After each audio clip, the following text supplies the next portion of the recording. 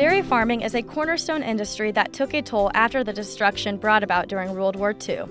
The aftermath of the war resulted in widespread food insecurity. The Common Agriculture Policy, also known as CAP, was implemented by the European Union in 1962 to promote agriculture production by stabilizing markets in order to make products affordable for consumers. As a result of the CAP, dairy surplus became a concern, which was addressed in 1984.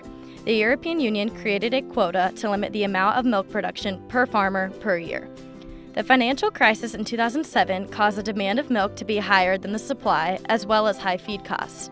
This led to the recent lift of the EU milk quota that happened in April 2015, giving way to the possibility for new growth and expansion for the first time in 30 years.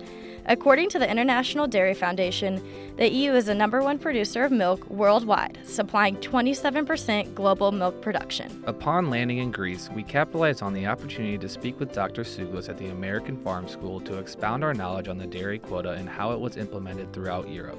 It was a way of dividing milk production between northern and southern Europe countries in order for the big producing countries that is in northern Europe that are producing high quantities of milk, and the low producers in southern Europe that are producing less quantities of milk. Implementation of the quota meant great changes for producers, especially in terms of calculating profit margins. Some farmers chose to purchase higher quantities of the quota, which correlated to increased or maintained levels of milk production, while others purchased less of the quota with the intentions to pursue other dairy-based business ventures. Yeah, the quota is very important for this farm, because in the beginning when we started here, we had a small quota and we want to grow in this farm. So when you have to grow in the farm, you have to buy quota. So in the beginning, when we started here, we bought a lot of quota. So we put a lot of money into the quota to grow with the farm. But we grow also with a little shop here. We used our own milk for making our own products. So we grow also over there.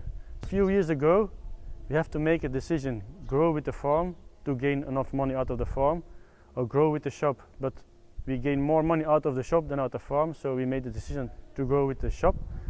So at that moment, we decided also to sell quota, so to get back money out of the quota, because we put a lot of money in it.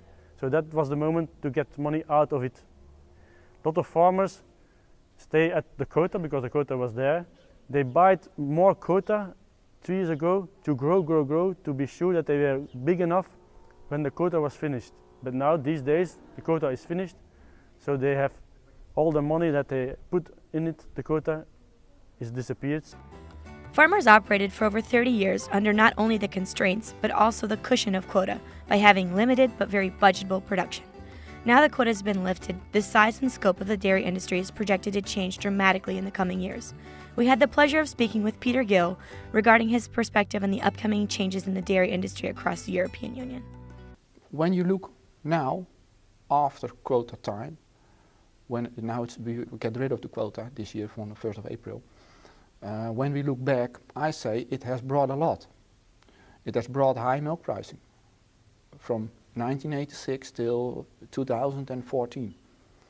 It has the average prices not very volatile, but now is coming a new time, and that's mainly volatile prices, and we are not getting used.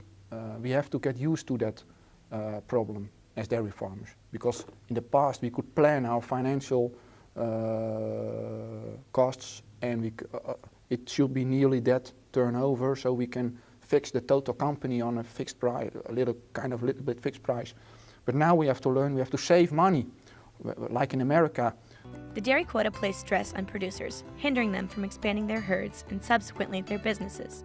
In an effort to keep the family tradition of dairying alive, some producers integrated other sources of revenue via agritourism. However, producers that weren't as business savvy as others were forced to sell out due to the high-risk investment associated with purchasing quota.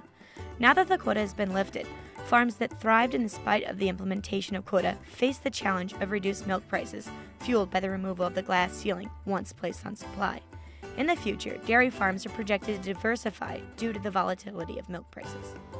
Coming years are very attractive for me, It's kind of daring. And when I look to the future, coming 10, 15 years, and you compare it to what my father did, he learned hand milking, and now when I'm on vacation, he can do the robot. So when you compare the steps from hand milking to robot milking, then I don't know where it ends. When you start with robot milking, the coming years. Europe now has both the technological and political means to produce milk at full capacity. The next generation of European dairy farmers will likely place a much greater emphasis on milk processing to enable export to third world countries in an effort to take greater advantage of excess supply. This has the potential to provide the developing world with access to luxury items. The augmentation of the European dairy industry has the possibility to change the way people nourish themselves around the globe.